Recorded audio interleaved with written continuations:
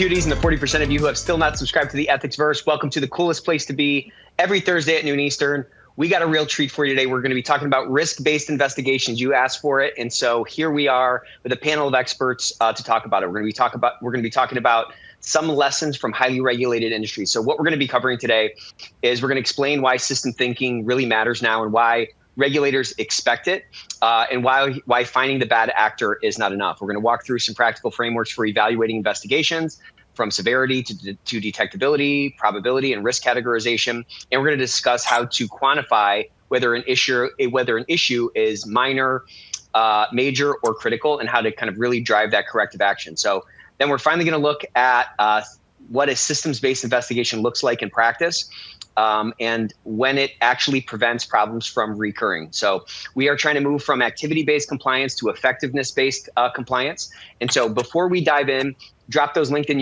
URLs in the chat, connect with somebody today. Stop reinventing the wheel, will ya? There's so many people, you get no bonus points for reinventing the wheel. And there are people on this call today, I guarantee it, that have fixed a problem that you might be struggling with. So reach out and take advantage of this collegial industry that we are all a part of, and let us know where you're calling in from or where you're watching from today. There are people from all over the world every single week, which I absolutely love. This community continues to grow and blossom. We're giving out credits, of course. So if you're here for if you have a SHRM certification or HRCI or compliance certification board, this is the place to be. You can even triple dip if you want. And you can triple dip on books, because we love giving away books around here. We're up to 400 emojis. Let's get a massive emoji explosion to get the juices flowing today. We had a phenomenal session last Tuesday. I'm sorry, we're giving away Reed Blackman's book. This thing is flying off the shelves, worldwide bestseller.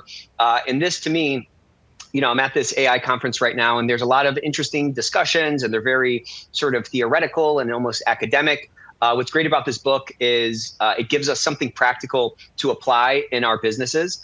AI is moving so fast, and our governance can rarely keep up with it. And this is really the first framework I've seen. And I've sat through dozens of these sessions, okay? This is one of the first frameworks I've seen that is actually pragmatic, actually practical, and I think can actually reduce risk as AI continues to change throughout our organizations. If you have not downloaded the benchmark report, please do so right now. You can do it on the console. I guarantee, I have a very famous guarantee that I never waste anyone's time. So take a look at this benchmark report. It's, I think, the best one that we've ever put out. There's a lot of great analytics in it, and there's a lot of great tips and tactics on how you can look at your own program to engage in that continuous improvement process, which we need to be living in every day. If we're going to move from this cost center kind of, perception in our organization to that real strategic lever that we can be, it's going to take us living in this sort of continuous improvement mode. A great place to start on your continuous improvement journey, or a great next step on your continuous improvement journey, is reassessing what you're doing for policies. About 68% of the people we talk to have some pain points with their policies. They're doing something manual on SharePoint or things like that. There's a lot of time that gets wasted. And when manual work crowds out the unique skill set that ethics and compliance has, it makes it so much harder to make the case for the value creation lever that we're always talking about actually kind of showing up in the organization. So we just launched Policy Plus. It is flying off the shelves, okay? We're getting a lot of great feedback on it. And so if policy management is a pain point for you, or you feel like you're kind of running in mud with ski boots when it comes to the policy management process, you'll definitely want to check out Policy Plus. Here, check it out.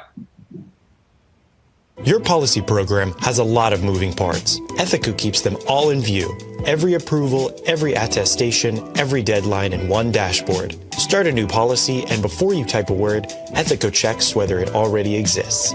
Build it your way. Upload, write, link, or choose from a template library. Define your properties or let AI autofill to save you time. It reads your document and suggests the metadata for you.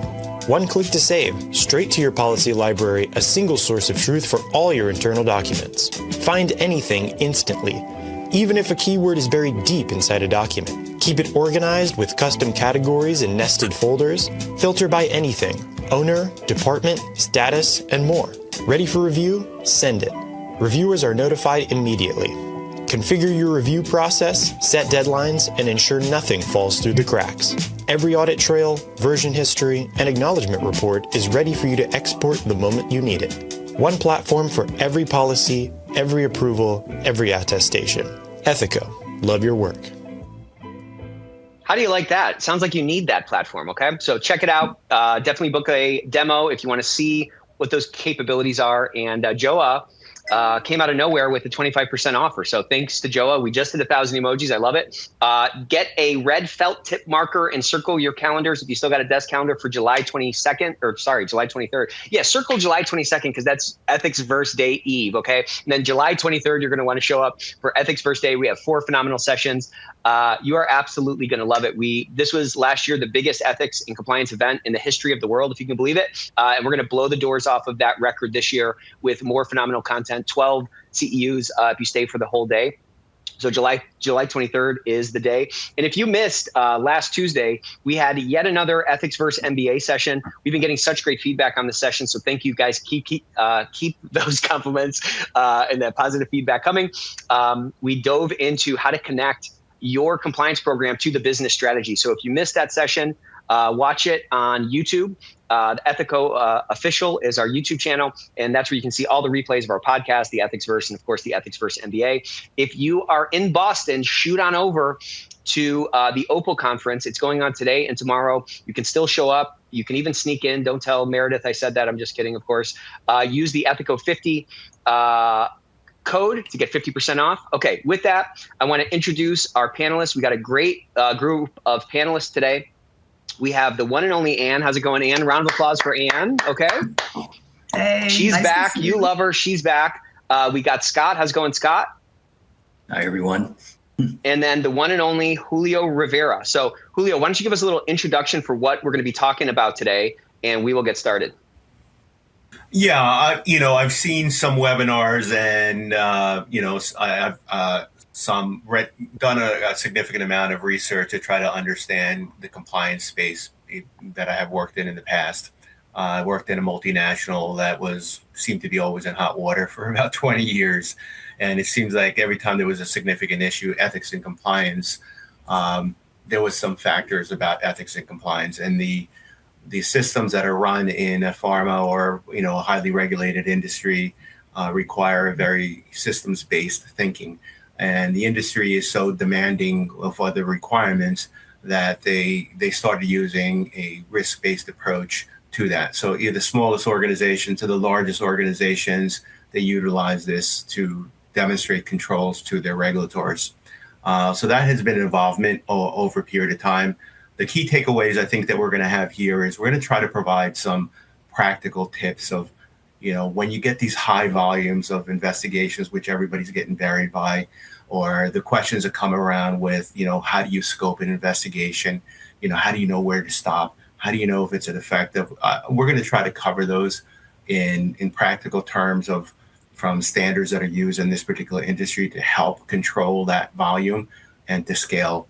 To be able to make it, fit for purpose, to meet some of the, as well as the DOJ requirements, that it is a defensible investigation, if you will, taken from those best practices. Yeah, that's why people love the Ethicsverse, because we take things from theory into practice, and we talk about actual tactics that you can start implementing, today, this afternoon, this week, or whatever. So tell us a little bit about this poll, how people can get into this poll, and then we'll dive in. So, I think all you need to do is basically, use your phone, ideally, take a picture of the QR code, and or if you're online, you can log in to menti.com and use that code. And then there'll be a series of 4 different questions, to basically help us understand where the group sits at regarding, understanding of quality systems and risk management and, how it views where they're at right now. And that'll help us determine what we focus on a little bit more than what we would ordinarily would do.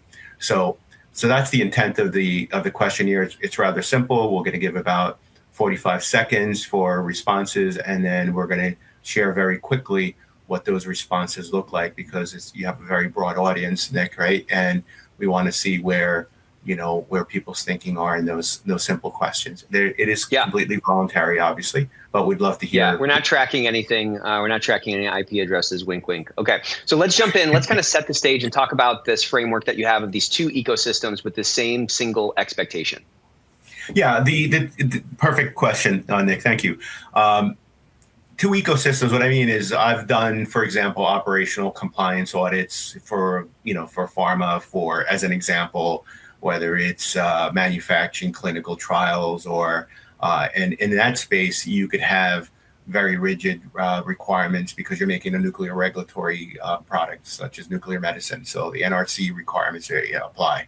If you're making a product that's, that has controlled substances, you may have to also abide by the DEA regulations.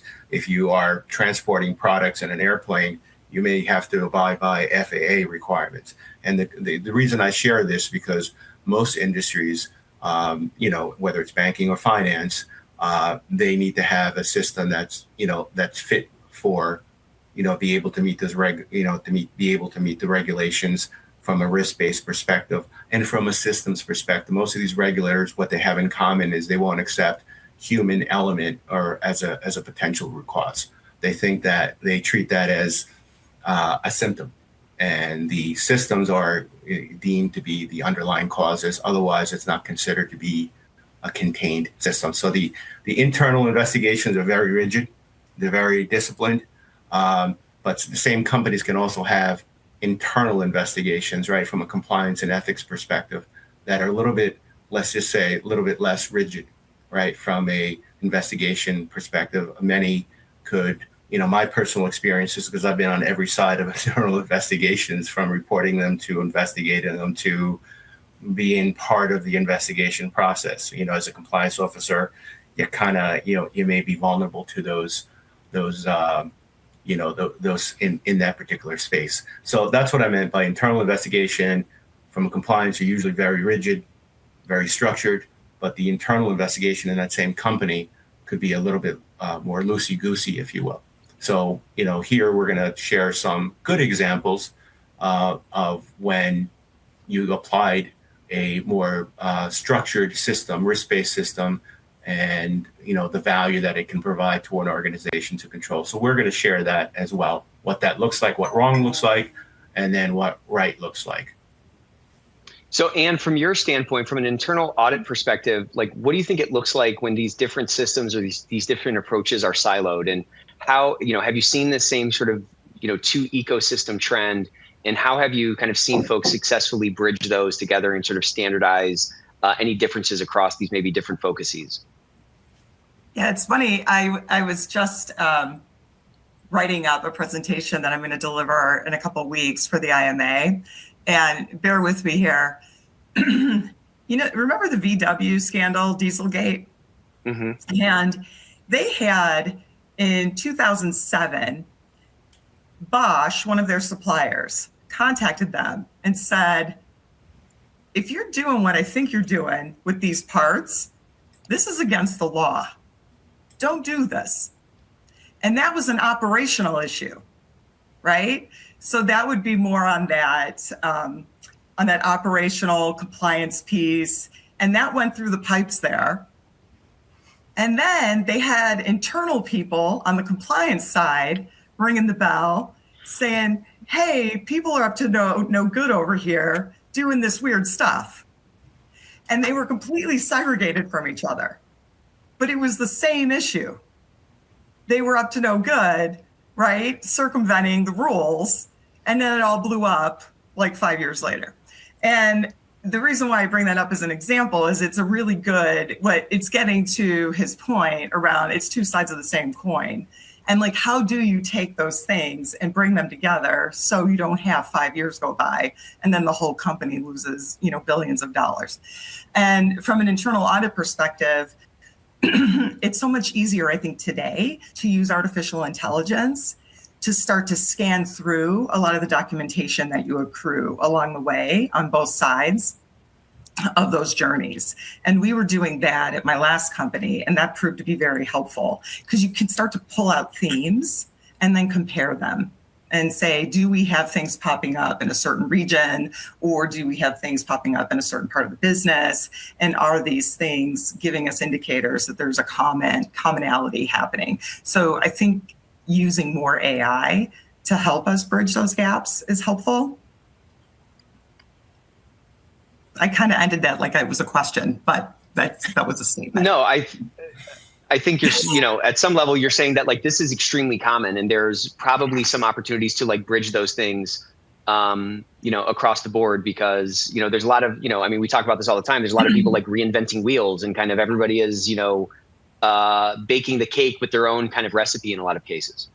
Yeah, and every company is different. Like I've worked at a lot of big brands, like Home Depot, Sears Holdings, United Airlines, Nike, Whole Foods, and every single one of them was regulated in a different way, and everybody set up all of their investigations, their compliance, their internal audit, all of it in a very different way. So there is no singular recipe or way to get after this, right? And I'm sure the audience, they all have different operating models for this. And that's why I'm saying, I think if you want to look at the two sides of this coin, it's probably best just to say, okay, where do we have our information? And how can we best analyze all this information? Some of it is going to be numeric, and that's great to the extent that you can get that data and look at it objectively. That's perfect. And then some of it is going to be more like notes and things like that. And I'm a big fan of just using a large language model to go in and scan that data and see what you can pull out thematically, and then bump that up against some sort of a structured scoring model. Yeah. Something like that. Right? I mean, that was a big complaint for a really long time, right? Like we have all of this information out there, and there was almost like less of a value attached to sort of some of this qualitative information, just because by its nature, it was so hard to kind of aggregate and find, to your point, those sort of thematic trends. Now with large language models, we can kind of wring a little bit more value out of this pool of data that, while not as structured or not as sort of, quantifiable, so to speak, you can turn this sort of qualitative pool of data into something that is a little bit more quantitative by, scoring it, or like you said, kind of bumping it up against some more objective metrics or something like that. Yeah. And getting everybody to use the same scoring model. Yeah. Ideally, right? Ideally. But I mean, look, at some level, like all of this stuff is subjective. It's really about helping us get a little bit more confidence on where we end up allocating our time, and the bets that we're making with our limited resources, right? To kind of drive more standardization, reduce kind of the level of volatility across the organization, or those sort of nested functions that kind of make up the service delivery of the organization. Scott, from your standpoint, pardon me, you've worked across a ton of different industries and some very, very complex investigations. Where do you most commonly see these two, approaches, or these two streams, or these two ecosystems, as Julio called them, diverge in like really meaningful ways that create vulnerabilities, across the organization?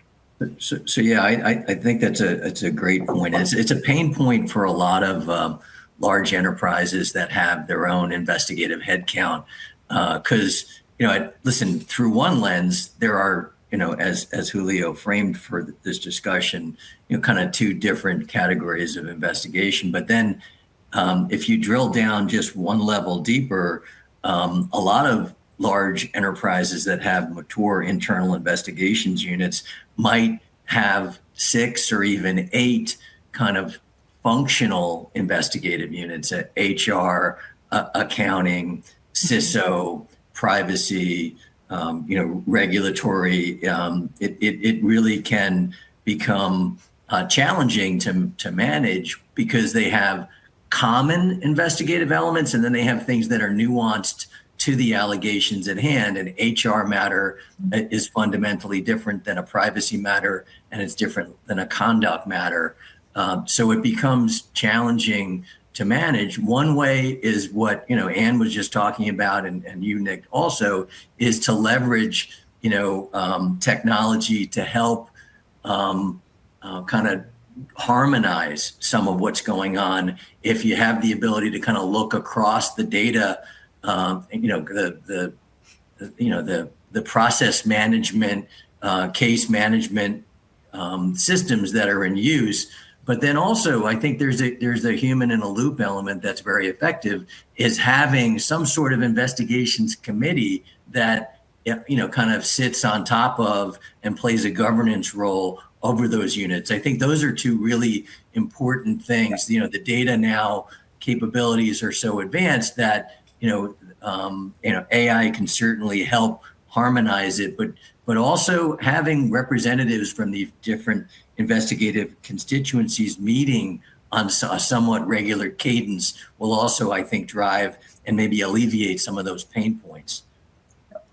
So let's go over to you, Julio. Let's talk a little bit about why this really matters now. Like, why are investigations under more pressure now than ever?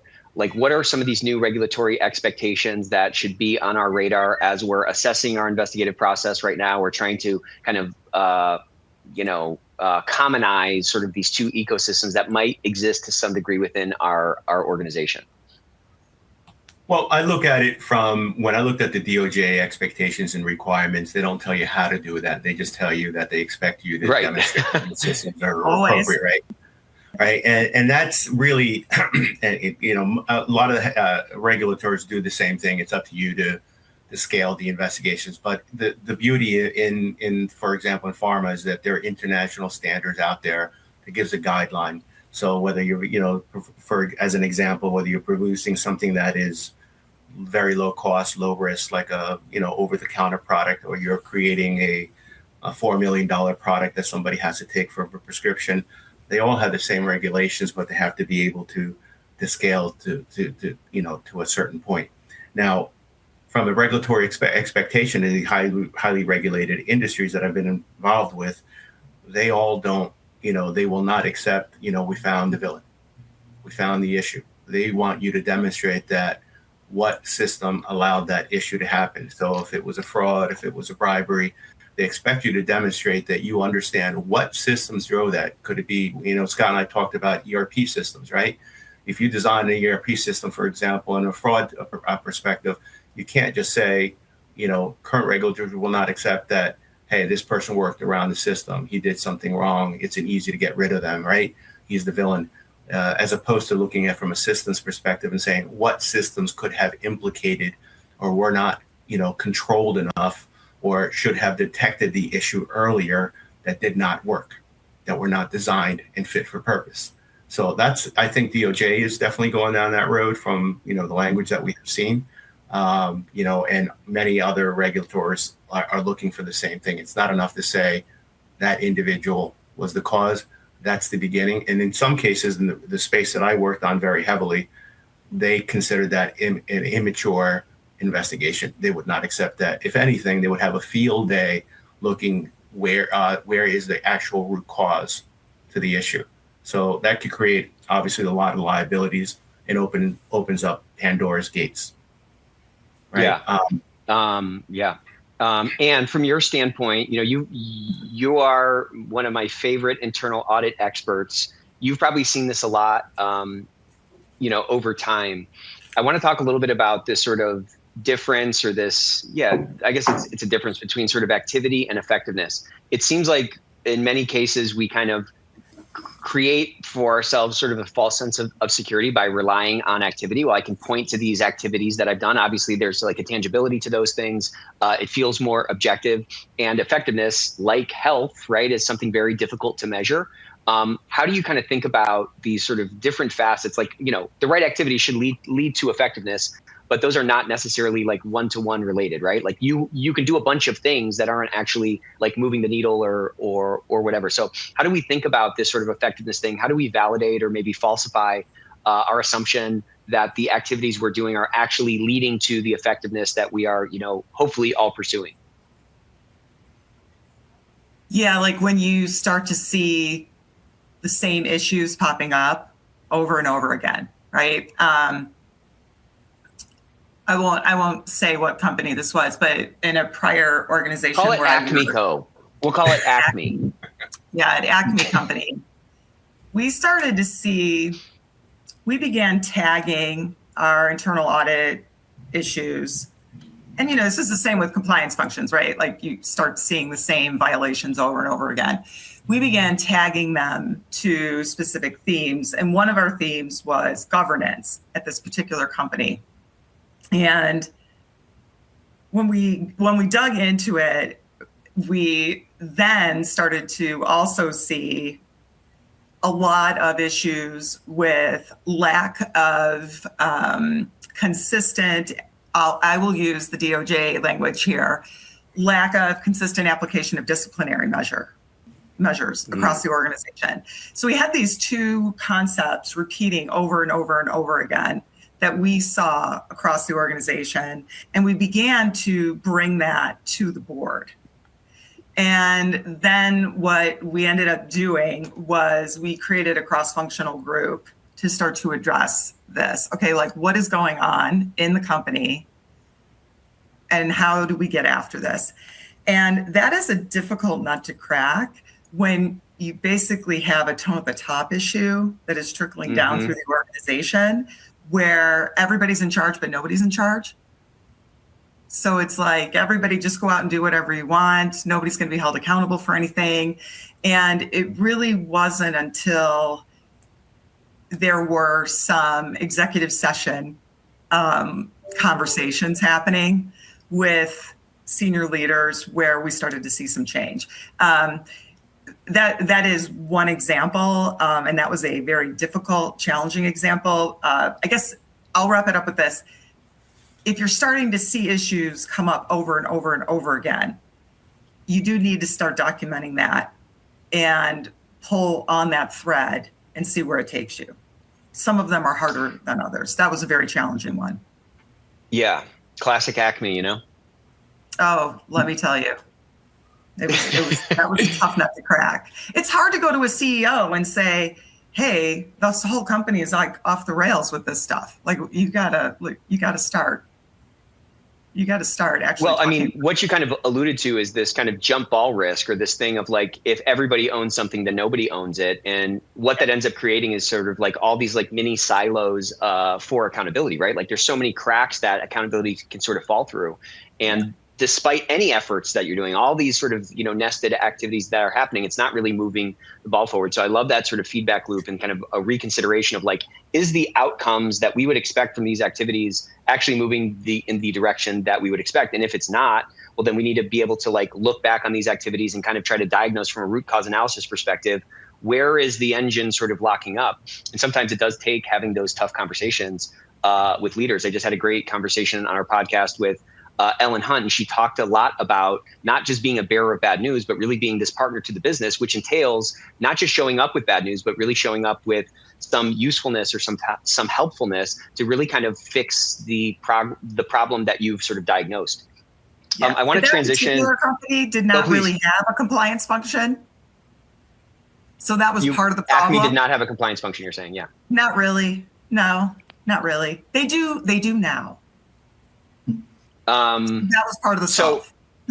Yeah, part of the solve was kind of starting to fill in some mortar across these like bricks that were really sounds like just sort of stacked, across each other.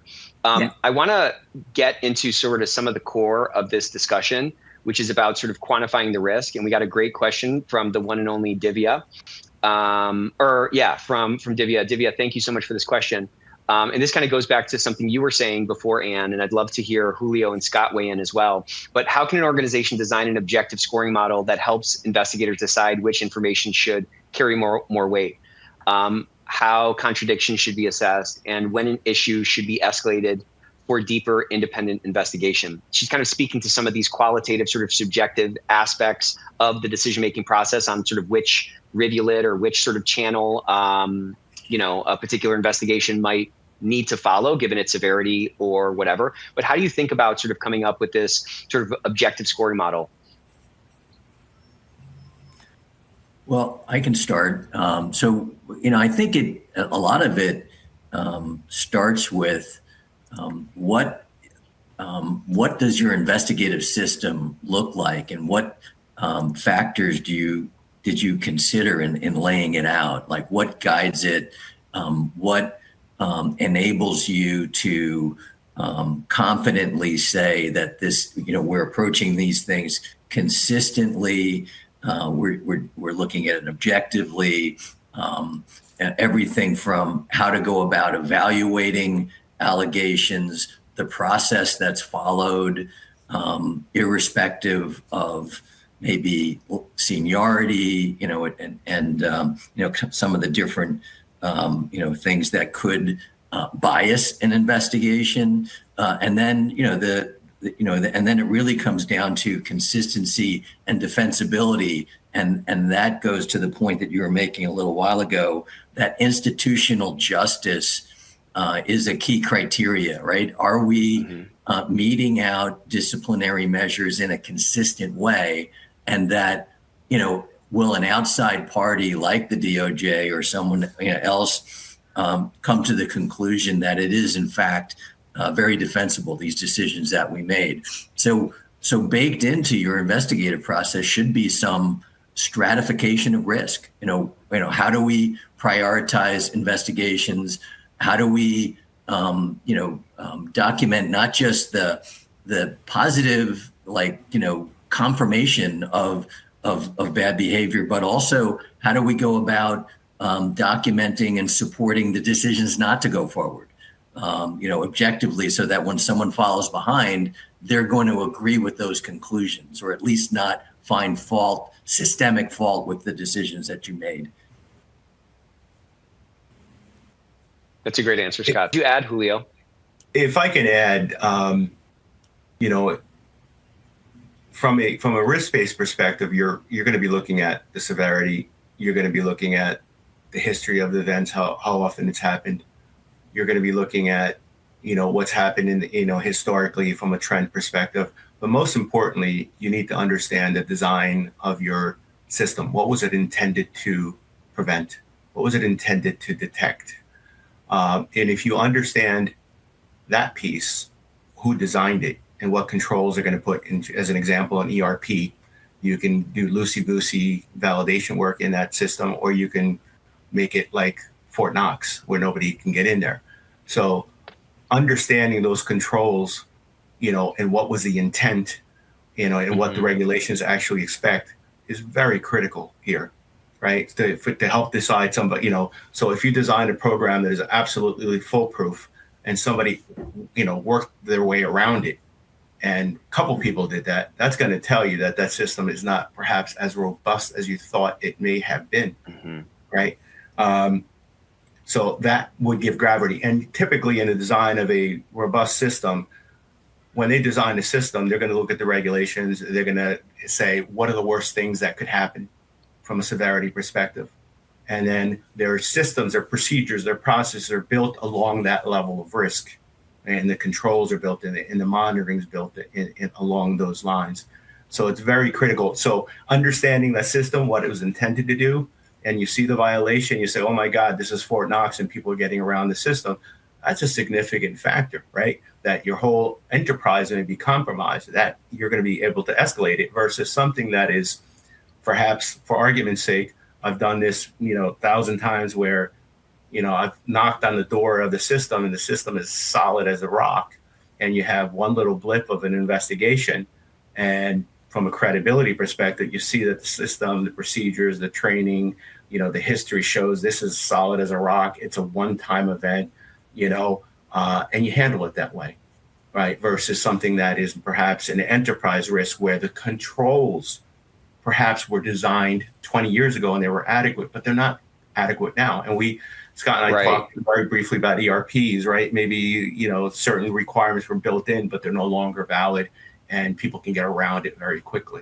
So that, I hope that helps determine. No, that does help. I mean, it speaks to really kind of the challenge of our job. The risks are changing all the time. The controls can get stale very quickly. There's just so much stuff to kind of sort through and kind of validate and things like that. It's compliance is not a boring place to be at all. Like, the winds are changing all the time, and there's so much, to get to perfection or get to effectiveness, which is sort of this ever kind of elusive standard that we continue to pursue. It's not an easy task. And that's why I think this industry will continue to sort of be around. And I think it requires really smart people who care to continue to try to optimize the business, because we do have this really unique vantage point in many cases.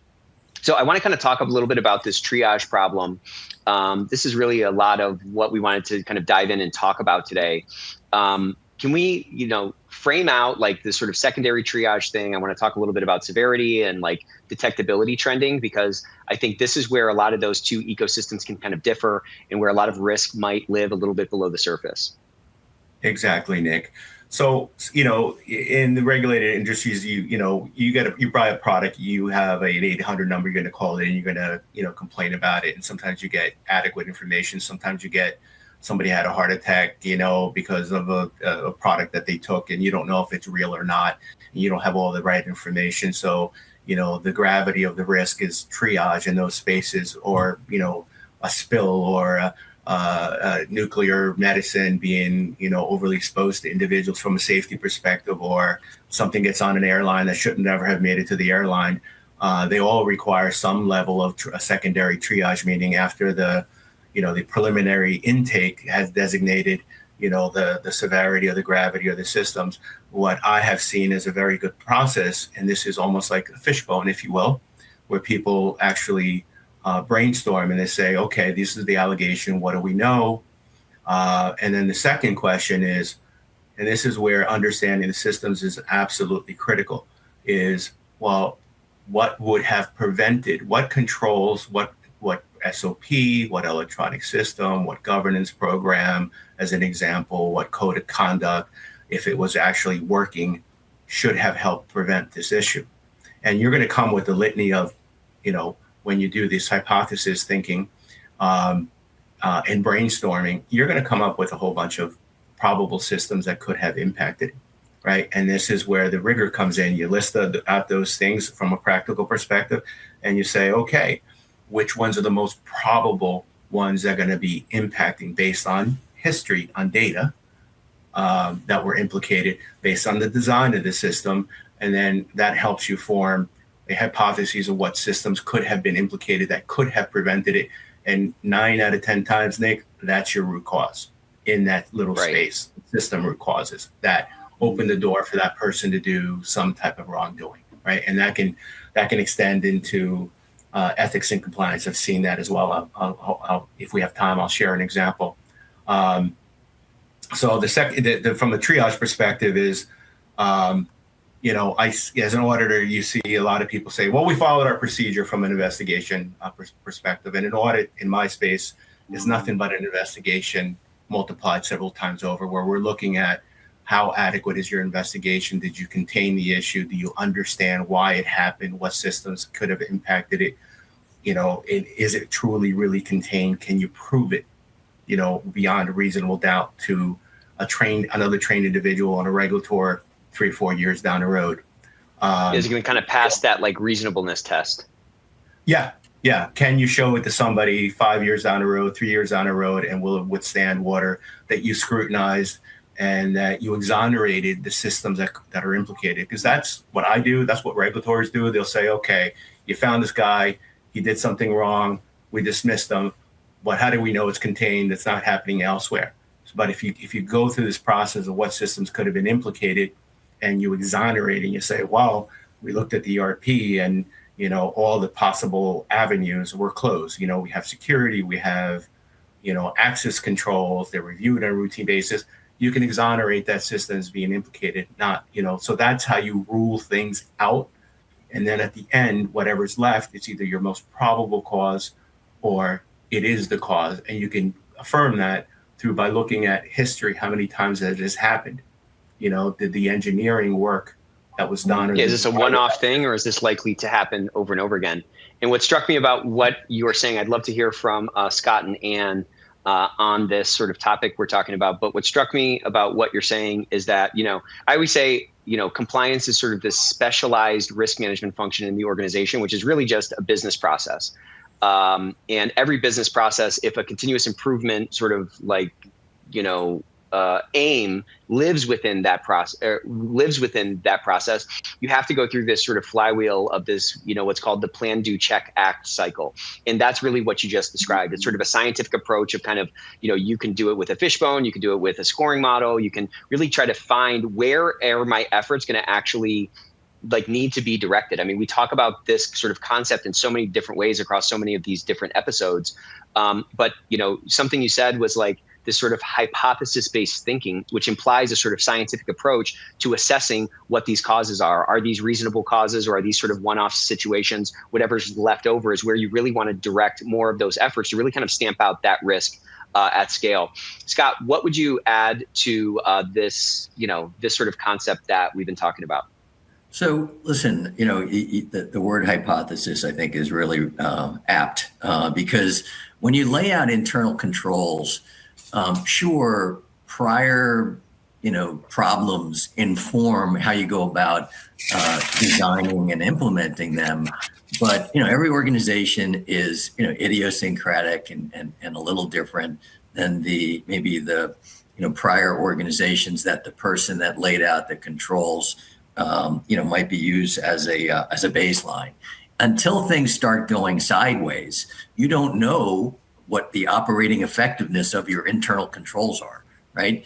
Investigations and audits kind of give you real-time information as to how effective or ineffective those controls are. And then what you do with that information is really what is so important, is that not every investigation is going to make clear the changes you need to make your internal controls, but it's feedback, right? And that feedback, right. as long as there's a mechanism, right, to kind of consider the feedback and the ability to ask that question, is there anything that we could have done differently here? And it's just an important, process. The most astute people to talk to inside of an organization in terms of where the dysfunction is, internal audit and anybody doing compliance investigations. Those are the people that know what doesn't work, where the dysfunction is, where the systems that are at end of life are. And those, sometimes are just realities that they have to contend with, but that doesn't relieve them of the obligation to try to make things more resilient and better, right? You got to work within the systems that are, that exist within your organization. If I can add to that, I should Nick, see 1,000 emojis come up on what Scott just said, because I think it touches on something that's super critical, and it kind of dovetails into something that DC said in the chat here. She said, in terms of priorities, I'm always looking for what has the potential to cause imminent harm to people or assets. I also consider the history of past complaints because repeated concerns can indicate that a systemic issue has not been fully or appropriately addressed. So one thing that Scott said is, like, we have visibility into things that maybe are not at the executive level. It's not on the executive level's radar, one. And two, what Dee said here is like a sort of a manifestation of the superpower that a lot of people in compliance have, or a lot of people in risk functions have, this ability to sort of project forward and see where something is going to go wrong. We all as human beings often sort of fall into this trap of, like, what I call everyone is like me bias. And everybody is not like you. Like, the people who are on this show right now are a very unique set of people. They have a very unique skill set in the organization, and they have certain characteristics that the organization needs. To Scott's exact point, we have visibility into things that other people don't see. We have a way of looking at the world that other people don't have, and it's on us to, like, bring that boldness and bring that confidence and raise these issues in regardless of what system that we're in. Figure out a way to get those important things on the radar of others whose participation is necessary to, like, alleviate these potentially systemic risks in the organization. So, if you see something, say something, I think is kind of the ultimate point. But Anne, what would you add to this, kind of in the context of, triaging and, like, risk tiering, and how that can shape sort of like this risk function in terms of, like, what, where time and attention should be allocated? We also, we use,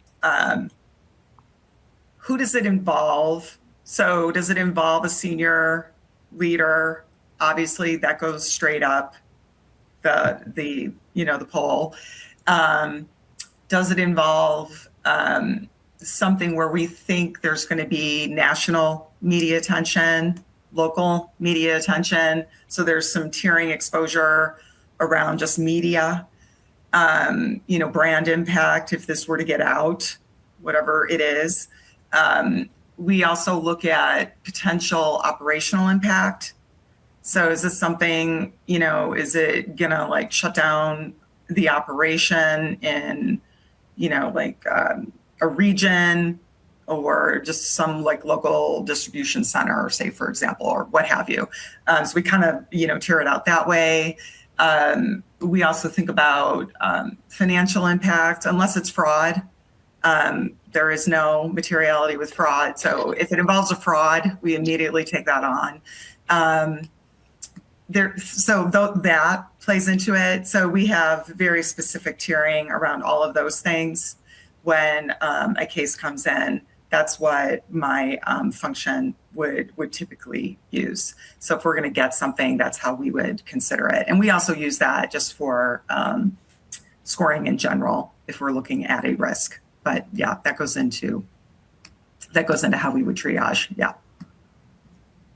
A lot of organizations end up kind of treating all the same, right? Like they're not.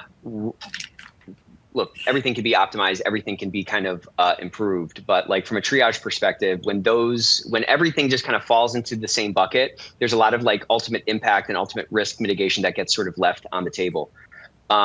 So I think that's a great point, at least. And what else you kind of talked about there, or what else you described, gives us some kind of at least list or objective standard that we can weigh investigations against, that then allow for us to kind of take advantage of what Julio was talking about before, this sort of scientific hypothesis-based thinking to say like, okay, is this the right list? Or are there other things kind of slipping through the cracks? Do we need to sort of change our aperture and our sort of points of focus? Oh, I know. The other one was, is this something that's related to a strategic priority of the organization? So if it's something that's going on with a very important business objective that has the CEO's attention, that you're going to look at that. And that's a great, we were talking about that on Tuesday, the importance of having some influence of, from those objectives, those sort of broader business-wide strategic objectives on your program, right? Like we need to be looking at things like the way the business is looking at things. And that can often, again, help us kind of raise something to the surface or elevate it to the right level because we have those sort of connection points. Yeah. So, Julio, let's kind of go over to you. We have about, what do we got here? We got about 15 minutes left. I want to talk a little bit about, kind of root cause, effectiveness, kind of continuous improvement. That's kind of been the overarching theme of, look, everything that we're doing, right? Like our function exists to improve the business, to de-risk the business and so forth. How do you think we can start to better shift in organizations like investigation culture away from this sort of interview, dominated sort of like investigation by rote, sort of narrative driven conclusions towards something that's more evidence-based or like evidence anchored in its findings in order to obviously like lead toward the effectiveness that we're trying to drive toward? A couple points, Nick, from an interview perspective, we know from a witness perspective in a court hearing that what people think they saw has a lot of variability, right? It's not very highly reliable, what they remember, what they recall. And then you're also injecting another variable, which is the perception of and the experience of the person who's interpreting that particular information, right? It could be variable on who do I believe more than the other ones. So that's where, evidence and systems, focusing on systems and doing the triage is really important, because most organizations don't have all the resources to investigate every minor little thing to the nth degree, which I've seen organizations say, we don't have enough resources. I audit them and I find out that you're auditing the same issue you're investigating the same issue repeatedly, right? And that consumes 40% of your time. But theoretically, if you looked at that, that's maybe only 5% of your whole problem from a Pareto analysis perspective. So analyzing, doing this triage, understanding, like what Ann suggested, the severity of the issue for your particular scope, understanding the recurrence was going to help you determine, what things do I focus on? What is the criteria for critical, and kind of touched about those where it's an enterprise kind of risk? What is a major where it's, X and Y, potential issue for the organization and it shows gaps in the control systems? And what's a minor? The better organizations have that all well defined. And what are the feedback loops for every level? And that is really critical to helping an organization determine how much resources, what is the scope of an investigation? You could have an investigation literally that it's a question, they don't misunderstanding a policy, and there's no harm, no foul, never happened before. You can just knock that out, very quickly, right? Literally, possibly in hours on something like that. If you understand your systems, they're solid as a rock. It happened one time. It's an isolated event. You have all that data to speak to you, and you can convince another person, we have the data, right? No other issues, no significant, no impact. This is why we did the quick interview, because all the systems are solid, and we close it out. Literally, I've seen this done in hours, right? When I've audited, and I've seen that approach. I've seen some of the leading global logistics services that they have to make decisions in real quick time, give me a response back within an hour in investigation, right? So that allows you to focus your resources into what is the more meaningful things that you need to focus on, right? That really helps, I think. So from, the reliability, can you prove from an interview of what the root causes are? In highly regulated industries, I can tell you I've been, evaluated by Nuclear Regulatory Commission, like I mentioned before, and elements of DEA around the globe, looking at investigations and looking at how solid they were. They will not accept it was a human error. That is not acceptable. It will give you a finding because that is not a robust, that is considered a very immature program if that's all you're looking at, because how can you demonstrate that it's contained if you're relying on interviews and you're not looking at your systems and exonerating those systems, right? And from an effectiveness perspective, what I've seen is when organizations do drill down, do triage, do understand the severity of the issues, understand the other key piece here is the detectability and the trending. How was it detected? Was it through the normal channels that monitored that particular program and it was working as designed? Minor investigation, right? Something that, 10 people had to call in on because the channels weren't working, that's not detectable. So if it's not detectable, it's a blind spot. So this particular formula that we just talked about is actually used in engineering, it's used in aerospace, and you put the controls commensurate, in the investigation and your corrective and preventative actions accordingly. So once you frame major, minor, critical, or whatever criteria you want to use, it's also when you find the gaps in the systems, the actions that you take could be remedial short term, because we're going to put a ERP system, but it's 5 years down the road. What measures do we need to put in to contain the issue? What are the most important ones that can make us most vulnerable? And that's the remedial actions. And then the corrective actions are, how do you fix that specific issue? And I think that's where there's a lot of strengths here. How do we fix that specific issue that we're talking about? And then the preventative action is, what are the systems that could have prevented this? And how do we prove that? How we maybe redesign, because maybe your business model has changed. You weren't in a high risk environment before, now you are.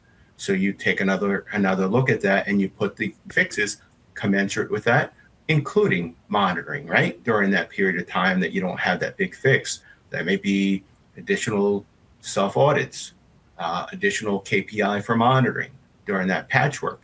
And how do you measure for effectiveness? I think Ann touched upon this. You have less reoccurrence of the same issues. That's the first thing. So if you have high volume of, 40% of your issues are coming in one space, you're going to see dramatic results drop off. And then from I think the key to a lot of what you're saying is that, don't let perfect be the enemy of good. If you see a gap, you got to fix it with some kind of a remedial thing. Just like if you break your leg on a hike, you want to splint that thing before you go and get surgery or whatever it is. And then you can take that sort of broader corrective action of maybe quitting hiking or something. But there's a lot of freedom in this model because it allows you to fix problems along the way and kind of put those stop gaps in place. If it's, if there's a hole in the hull of the ship, you might need to get that thing totally repaired, but you got to, patch that hole to get back to the harbor. And there was a comment from Divya here, and you said that you absolutely love it. So I do want to share that real quick and kind of lead this into my next question, if I can find it in the chat here. The essence of what Divya was saying was the point of an investigation is not merely to find something wrong, but it was kind of leading to, I can't even find it in the chat Like because the she's chat is saying, absolute. but to really, it's like to strengthen the environment at the end of the day. Exactly. Right? Yeah. Yes. It's like, it's a source of learning for the organization, right? Yeah. Mm-hmm. Exactly. So, I mean, how can we, so this kind of leads to my question. So thanks for that comment, Divya. That was phenomenal. But like, how does the investigation function itself become a vehicle for organizational learning? Or how can we ensure that this potential source of organizational learning is like getting fed back into the system to like improve it? I think that is through really good partnership. So you don't have a compliance function or an internal audit function that exists on its own. So you have to be partnered with the business, right? Like I am such a fangirl of Hui Chen, who used to be the DOJ's compliance officer. And she is so good at advocating for being the business partner, right? Like you need to know what's going on in the business and be a partner to the business and understand what's happening there. And when an investigation's occurring, you should already understand what they're doing over there. Totally. So you're not going in cold. You understand their business incentives. You understand what they're working on already. And the same is true for internal audit. So when things happen, you go through, you run the investigation, you do all the things you need to do, you come out of it, and you're partnering with them to figure out the most pragmatic solve possible. You're not over-engineering something, and everybody comes out of it at the end of the day with something that's going to work. And it's not working if stuff starts to fall apart later, right? Things start repeating, right, what have you, and you work together and you partner again. I have had probably the most success doing that when the employee relations function and the HR business partners and the compliance function and internal audit all work together doing this. The investigations was kind of like our thing together. This was at Acme Company, and where we partnered together to do those things. And we would even we would co-author training, and we would go back out and we would help people, and this stuff was happening in like a pocket of the organization or what have you. And we would develop controls and implement stuff and do those things to attack things when they happened. So I just think it's building those business partnerships that is key to success, in my view. You if you're not doing that, then it's just going to be so much harder to get things done.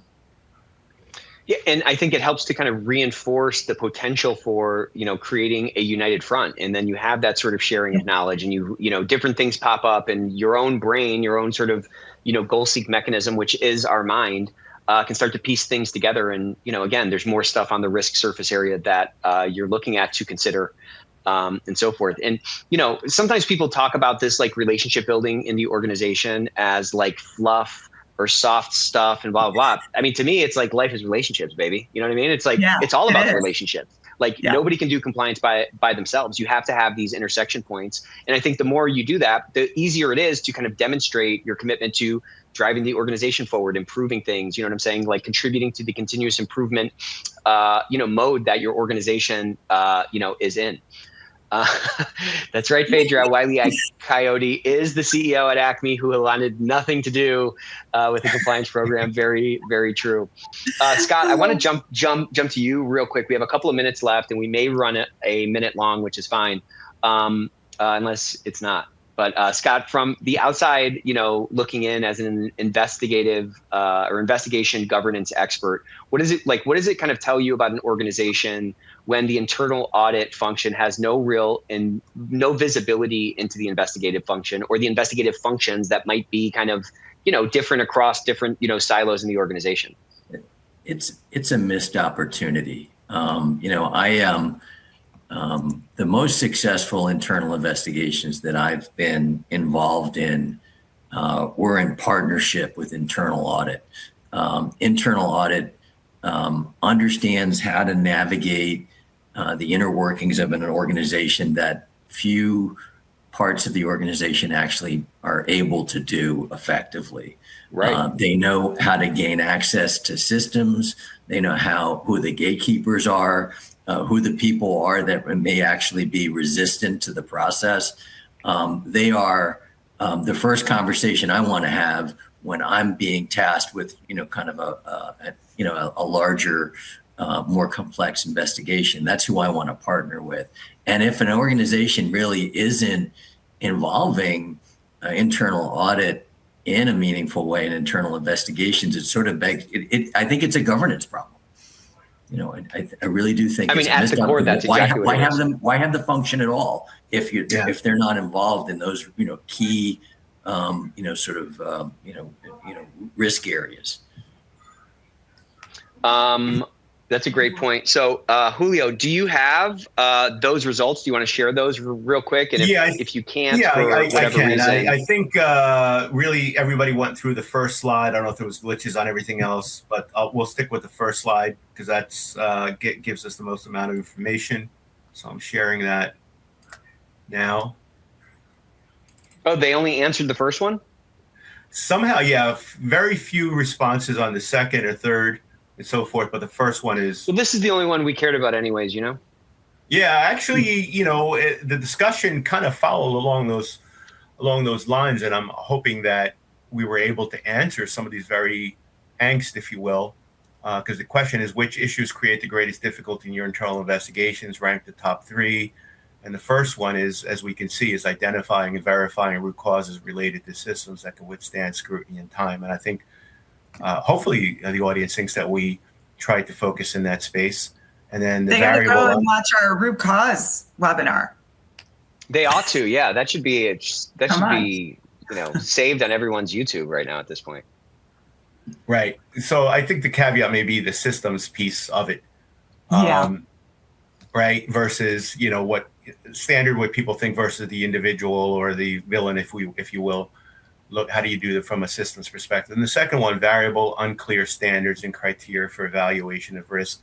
So hopefully the model that we shared, helped because it's actually founded on engineering and quantifiable data analysis and risk management principles that is used in software design and aeronautics and systems design. So hopefully that helped. And then defining the scope. So if you go through going back through the points that we shared, which is, the triage, the severity, the probability, understanding all those things, if you can do those things, the scope is going to come out and scream out to you, should be limited, or this should be an enterprise risk, and it's very broad, and you need more, you need the resources for that. So hopefully that we were able to address those top 3. Well, from my standpoint, I think we did address them for sure. What's interesting is kind of the relatability of these different items on here, and just the potential for volatility or variation in investigations, like the extent to which that sort of dynamic contributes to some of these difficulties. You know what I'm saying? Scoping, are they all kind of scoped the same? Would investigator A versus investigator B provide, arrive at the same conclusion with the same sort of bolus of evidence? You know what I'm saying? Standardizing this business process, which is your investigations, can do so much, kind of to Scott's point, from a governance perspective and just from a quality control perspective, to drive better outcomes and kind of start to address these things. So, man, I have a couple more questions. Too bad we are over time. Thank you guys so much. Let's get one more emoji explosion for those of you who are still still here. For Scott and for Ann and for Julio. Oh, look at this. We got a couple more. Let's just talk about this real quick while we're here. How often do your internal investigations feel fit for purpose by reducing systemic and repeat events? So nobody said almost always. Some said sometimes and usually. So, most, this kind of indicates that there is some room for improvement. It would be great if this all said usually. No one is ever going to probably say almost always. But appreciate you sharing this. I do like this Mentimeter. It's kind of cool to be able to see this update in real time. But listen, investigation is not sort of a cost center tool. It's really a business optimization tool. It's one more thing in our arsenal that we should be optimizing. And we, to Ann's point and to Divya's point, in the chat, we should be utilizing that as a source for learning to, again, drive ultimately more enterprise value. The name of the game in every organization we're in is improving enterprise value. That's what the board cares about. That's what the executive team cares about. And there is a unique set of things that are on our radar. And there's a unique way that we are wired as participants in the ethics and compliance space to really add some tailwinds to the organization's pursuit of more, enterprise value. So I hope you guys found this session as interesting as I did. We have 2 phenomenal sessions next week. We have an Ethico University where we're going to be diving into some best practices for modern compliance training. We're going to walk through some really cool examples, so you're not going to want to miss that. And next Thursday, we've been talking about this one for a while. This is like a cutting edge webinar where we're going to be talking about prediction market risk. So this is kind of this emerging technology that's sort of living in between sort of regulations right now. We're going to be talking about the next wave of insider trading. So I think that is going to be a very interesting one.